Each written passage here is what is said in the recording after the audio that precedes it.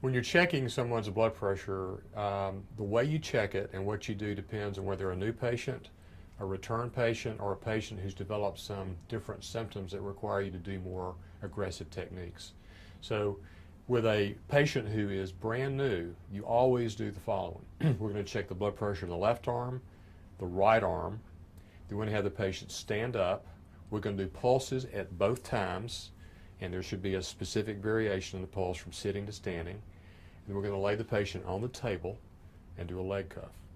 You always do both arms initially because there can be a discrepancy between the two arms. For example, if you have a subclavian artery stenosis, brachial artery stenosis, aortic coarctation, dissection of the aorta, arm pressures, and pulses will be different. So it's very important to check that. As a matter of technique, when the blood pressure is different in the two arms, and it usually is not much more than 5 millimeters, you always use the arm with the highest blood pressure as your arm to always check the pressure in for all subsequent visits. So note that in your chart. Typically it's the left arm sitting that is required by the AHA, but if the right arm's higher, you're going to be using the right arm. Okay? The leg pressure is going to tell you a lot of things related to coarctation of the aorta, peripheral vascular disease, and the leg pressure should always be greater than the arm pressure, by at least 10 millimeters systolic. So we're going to start with the left arm first. Now remember, the cuff size is very important. So as I position this on the patient's arm, remember that when I get it on here, it's got to fall in between those two lines. Okay? So here we go. All right, so here we go. Now it's hard for you to see in the camera, but you see the line? It's falling right between the two. So this is a perfect cuff for him.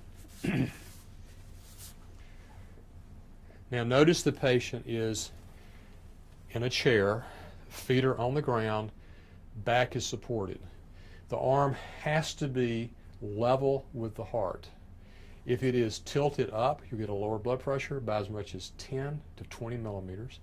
Even if it's only 15 or 20 degrees, if it's tilted even that much, your pressure is going to be elevated. It has to be level with the heart. Secondly, you never let the patient hold it out like this, because if they're supporting it themselves, the pressure will go up. So you always have to support it. And you have to learn your own technique here, but here's what I typically do. And it depends on where your chair is and your cuff is, but what I'll do is I'll lock the arm. You see it's against my waist. It's locked in, and I'll make sure that he relaxes completely. Okay? And then with this side, I'm going to be doing this. So we get remember, always use your bell, because the blood pressure sounds are a lower pitch. This is going to be more accurate. All right, so I've got the arm locked.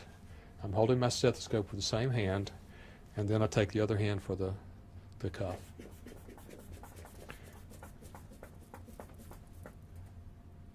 Now, when you're letting the cuff down, the deflation should be 2 to 3 millimeters per second.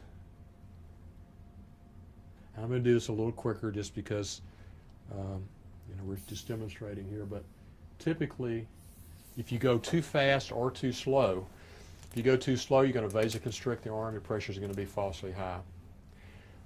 If you go too fast, obviously you're not going to be able to hear the pressures. Now,